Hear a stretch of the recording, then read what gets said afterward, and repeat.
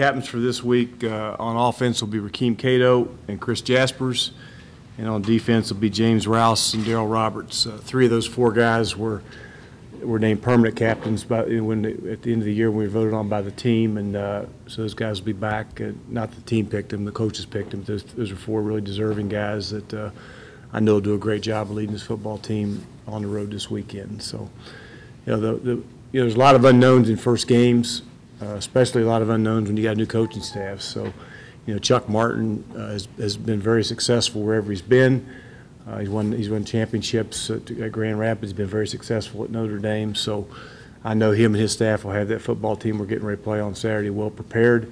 Anytime you add a big-time quarterback to your program like Andrew Hendricks, it's a problem for us. He played significantly last year in critical roles at Notre Dame in games that they actually played against Southern Cal. Played not mop-up time, but time when the game was on the line, and he can make all the throws. He's very athletic, and we'll have our hands full with him. So we got to make sure we're prepared for him. Then you add a tight end by the name of Alex Welch, who also played at Notre Dame. He'll be a big-time tight end for him. They added a guy named Low Wood at corner, who also is a graduate student from Notre Dame. So you add three really good players to that roster who has a lot of people back. They're going to be a much improved football team. I know we're going to have our hands full down there. We'd better do a great job of preparation this week to get on the bus and head there on Friday. So that's where it is. In watching the Notre Dame film to kind of get an idea on schemes and strategies, what are you seeing from those films, and how much do you think it helps to watch one set of film for scheme and have to watch another set of film to see personnel? Well, Chuck was the offensive coordinator. He's a heck of a football coach. He coached on the defensive side of the ball early on at Notre Dame, and then became the offensive coordinator there. So, and it was at he was at Grand Valley State, and was a lot of different places, and again, very successful wherever he's been. So we don't know exactly what we're getting, but we went clear back to Grand Valley, clear back to Notre Dame. The one thing you can tell when you look at the quarterback, Andrew, when he was at Notre Dame, they had a lot of actual quarterback runs for him, but he can make all the throws. So he's, you don't know exactly what you're going to get with him, but he's talented enough to do both.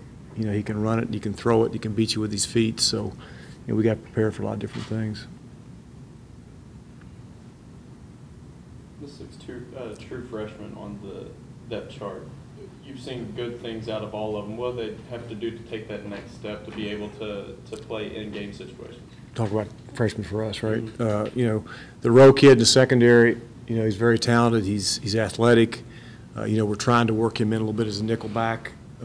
Most of the time when you're talking about playing freshmen, you like for them to improve themselves on special teams, earn our trust on special teams from the get-go, so we can actually get him in the game on offense and defense. But he's a talented guy that we think can help us there. Jerome Dews is a guy that's a big, skinny, tall kid that we think can possibly help us in some pass rush situations. He did that throughout fall camp, and we think he can help us there. Tamel One's a guy that has played a lot inside. He's a talented defensive lineman that we think can provide some depth there. So those three freshmen, defensively, and of course Kendall Gant, the secondary, has shown that he can provide some depth there for us and also play special teams. And then if you look at the offense, Emmanuel Beal's a big, strong guy that made plays during camp that we need to keep bringing along. Of course, Angelo Jean Louise is not a true freshman, but it's listed as a freshman. Was here for spring ball. The two freshman slots, we think can help us. Gator also could possibly help us in the return game along with Hallie Foster. So I'm sure I'm missing somebody there, but we think all those guys can help provide depth and also help us on special teams. What was it about Angelo that made you say, all right, this is our starter at that spot? Well, he makes plays. I mean, the one thing that we do is we come up with a production chart, and at the receiver position, it's not how many snaps you play or how you grade out, it's how many plays you make. If you get the opportunity to make 20 plays and you make 18 of them, chances are you can kind of tell by that production chart who's made plays throughout fall camp and who's the most productive guy, because production's what matters at those skill positions, and not potential. So who makes plays, and he's made plays all camp and has continued to do that. So when the ball, normally when the ball goes towards him, he's got a shot at making a play. Not just him, but all those outside guys that we've talked all along have done a better job making plays. It's going to be critical they carry that over into the game on Saturday. Those freshmen in the secondary, are they especially critical just because the wear and tear that it seems that position has gotten over the last few years with offenses going spread? Well, that, and, you know, we needed, to be honest with you, we need another nickel. You know, we got Corey Tyndall at nickel, but when you put Corey at nickel, then that puts Baxter out there at corner. We've had a little bit of an injury deal with Baxter. He's back now, but, you know, we need some depth in there at nickel, so if something happens, we can leave Corey at corner and Rowe can go ahead and play a little nickel there. So, you know, we're just trying to count on those guys, you know, for depth purposes, but also play. I mean, you know, it's a long season, and there's a lot of snaps, and those guys, we just have to continue to work those young guys. So hopefully, down the road, you know, if you remember Taquan Lang a year ago, you know, he started playing a little bit on special teams, and then by the third or fourth game, the kid ended up starting and really playing well for us. So you can try to bring those young guys along, and when you trust them and you feel you can play them, then you stick them in. How many guys will you travel? You know, the good thing about non-conference games is you can take an extra player or two if you need to. So I'm guessing 70 to 72. You know, now once you get into conference, we raised that to 70 this past year. It was 60, I think 68, I think. So we raised that to 70. So I would guess 70 to 72. We're not going to take anybody, Woody, that can't help us win games. So, you know, if they can help us, they'll travel. But having non-conference games helps if you need to stick an extra guy in there. Can you talk about the improvement in camp of Arnold Blackman, top guy defensive end? You know, the JC guys, you know, like everybody else, you'd love to be able to redshirt those guys. We couldn't do that with him a year ago, but him being in the program for a whole year and having the winter program, the strength program, and all that, he's done a heck of a job. You know, and probably been one of our top 2 defensive ends throughout camp, and he's come a long ways. He's a lot physically, he's a lot stronger. He has a total understanding of the defense now. He's a skilled guy. Safe to say, Doctor, the deepest team you've had since you've been here? Say it again. Is this the deepest? I think so. I think, Keith. I think, especially, you know, the wideout position is probably the deepest it's been. Yeah, I think overall, I don't think there's any questions. You know, you look at our defense, we got some depth, it looks like, on defense. I think it probably is. You know, you're never satisfied as a coach with your depth. You know, you're always looking for more depth, but I would say to this point it is the deepest we've had. 2 years ago, Doc, your linebacker corps was completely obliterated with injuries and people having to play the position. You've got 8 guys listed on the depth chart that can step on. What's that really say about the program and the direction it's headed? You know, I think it talks about, you know, it speaks volume as far as our recruiting goes, but you know, we're getting the right guys there. But you know, it also, when you get 8 linebackers that you feel can play, it also helps your special teams. I remember the first couple of years, maybe even year 3, that we didn't have any linebackers even could play on special teams. And when your linebackers can't play on special teams, chances are you're not going to stop anybody, and that was kind of the case, to be honest. And but you know, now all those guys are athletic, and not only can they play on defense, but they can line up and help you on the punt team and kickoff and a couple of those other special teams, which is critical, you know, with field position and that type of thing. A fast start against a team like Miami, a team that's got a lot of energy with a new coach, new quarterback, some you know, exciting pieces that are going on with that program. How important is the start in this game? Well, I think all games are, you know, it's all, you'd like to have a fast start. It's critical in all games, but you know, there's no doubt we're going to face a football team that's going to be a lot more confident than what they were a year ago. They're going to be well coached. They're going to play extremely hard. You know, we understand that, and you know, we're going to have to go up there and we're going to have to tee it up and go play, and we're going to have problems. So you know, we understand that, and you know, but you would always, regardless of whether it's the first one or on the road or at home, you'd sure like to start fast. There's no doubt about that. With the new personnel and the in-game adjustments that you all are going to have to make for some of those young players, it's going to be about a lot of focus early in that game. Well, there's no doubt, and you know, you probably won't see a lot of those young players in there early, you know. But you know, that being said, you know, the good thing is you know, you get the Chris Jaspers and the Van Horns, and you know, we've got more leadership, and we've got guys that play a lot of football on this team that we haven't had in the past. If you look at, you know, the defensive line, you're talking Rouse and you're talking Myers, and linebackers, you got some older linebackers in the secondary. You know, you got some older kids. So, you know, especially where you get into a lot of where you really have to make adjustments early on is up front offensively, because you don't know if you're going to get 4 down, you're going to get 3 down, you're going to get, you know, zone blitzes, you know, get 0 coverage. What are you going to get? So you got the adjustments are going to be a lot for that offensive line, and fortunately we've got some guys there that have some experience, especially Jaspers, and he can help those guys get them pointed in the right direction. Is there one aspect of the game that you think you can take advantage of Miami Island from the get-go? Well, you know, I mean, we just got to. We have to just go execute our game plan. You know, we have to follow the plan to win, which we talk about all the time. That's number one, is take care of the football. And of course, number one, play great defense. We have to line up and play great defense. We've got to take care of the ball. We got to score in the red zone. We got to play great special teams. It never changes. If you can do those 4 things, you got a shot. And we're going to focus really hard this week on making sure that we can execute all 4 of those phases. If we can do that, then we'll have a good shot.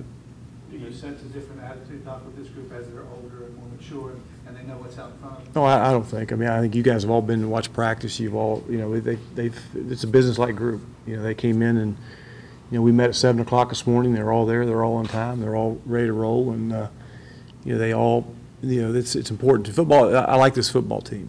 Like I told you before, they all love ball. It's important to them, and they understand, the expectations, but they also understand the responsibility, and that's critical because, again, if they get complacent in any way, shape, or form, whether it be meetings or on the field or whatever, we're going to get beat.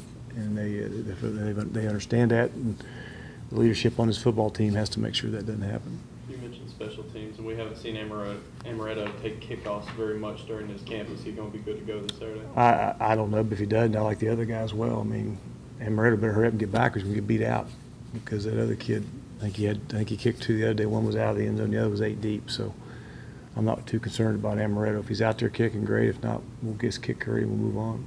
Going with Hagan Smith, is that going to go basically down to the wire this Probably. week? And you know what? We may kick both of them. They both have kicked extremely well. And I'd like to be honest with you, I'd like to get in the game at some point and kick them both and see what happens.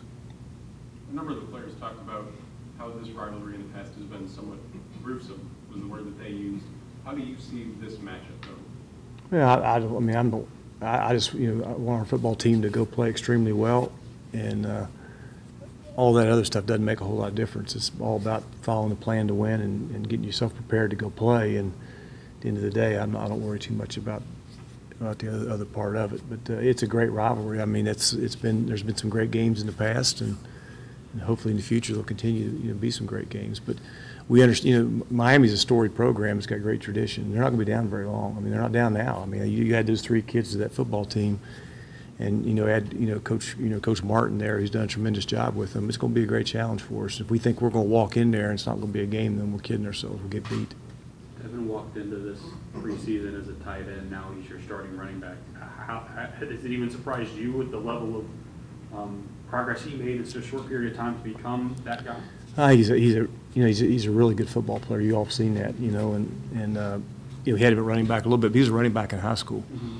But he's probably done a little better than I thought he would, to be honest. I mean, he's kind of a natural guy there that sees things, and he's brought a physicality to that position that we haven't had for 4 years. I mean, he has a more physical presence in there, and I know Cato likes him because if we get an A or B gap blitzer, he's got a shot at sticking up in there and not getting home. But Cato likes him being in there, and so do I. And he's brought a physicality to that position that's helped Remy and Stu and the other guys that are there. How does that impact the running game, though? I mean, there would be times where teams would drop their linebackers and sort of go to more of a nickel or a dime look against you all. They can't necessarily do that with a 240-pound back coming down the throat. If they can stop the run, they can. I mean, that's bottom line is do they feel they can, with the number of guys in the box, can they stop the run? And whether it's Devin or Stu or Remy or Pittman or Bird, I mean, the bottom line is if they can, if we can block them and force them to put an extra hat in the box, and we're not going to run it anyway. So we're not going to change our offense as far as our philosophy goes. If they got too many hats in there, we're going to throw it, and if they don't, we're going to run it and continue what we do. Well, how well is Remy Watson doing camp in your estimation? You've got him as a 4 with Stewart. I think he's had his best camp. I thought he played well in the bowl game. I thought he carried over into the winter, and I think he's had his best camp, and it needs to carry over into the season because I think he's playing pretty well right now. You start the season as life after Gator.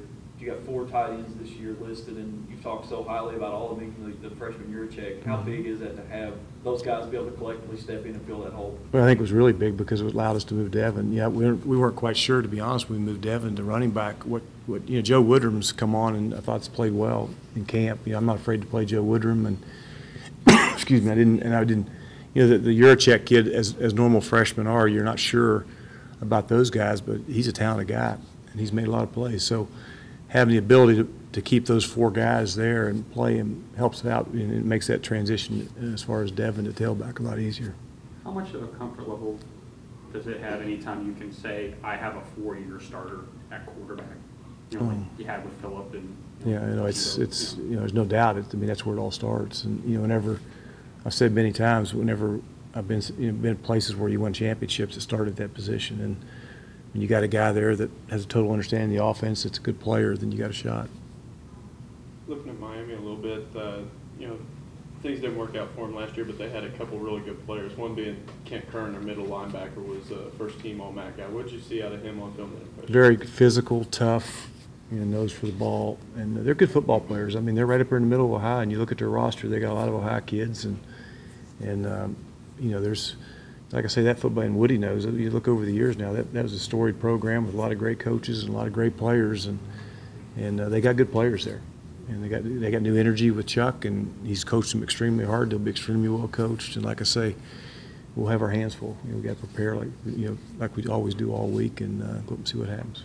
Never really a good time to play a team that's lost 16 in a row, though, because there's nobody hungrier. Well, they're going to be hungry. There's no doubt. They're going to be extremely hungry, and I'm sure we'll walk into a hornet's nest. And but we got to see. I'm kind of glad, to be honest. I'm glad we're going on the road, and let's see how this team responds. Starting on the road, that's an opportunity for, especially for the defense, to set the tone right out of the gate of it can play away from Jones C. Edwards. Mm-hmm. And I think they played. I mean, they played up. You know, it was like a home game for Maryland a year ago, and they played well. So we've gone on the road and played well, and we have to make sure that happens again. You sort of get the feeling that their defense was sort of like your all's 2012 defense, in which they played really well first half, and then they just ran out of gas because they were on the field too long. Well, I don't know. I mean, I'm sure, you know, with a new coach in there, I mean, you know, they're going to. I'm sure they spent a lot of time in the weight room. Those kids are all year old. There's a lot of starters back. You know, they lost to one safety to an injury, but you know, they got a corner that was a basketball player for them that is playing football for the first time, and they say he's very, very athletic and may be their best player at corner. So we're going to see a lot of guys, and a lot of Low Wood is now who played at Notre Dame is in that lineup. So there's a lot of guys in that lineup where I'm sure they've upgraded all their positions, and they'll be a much improved football team. Anything else? All good? Thanks, guys.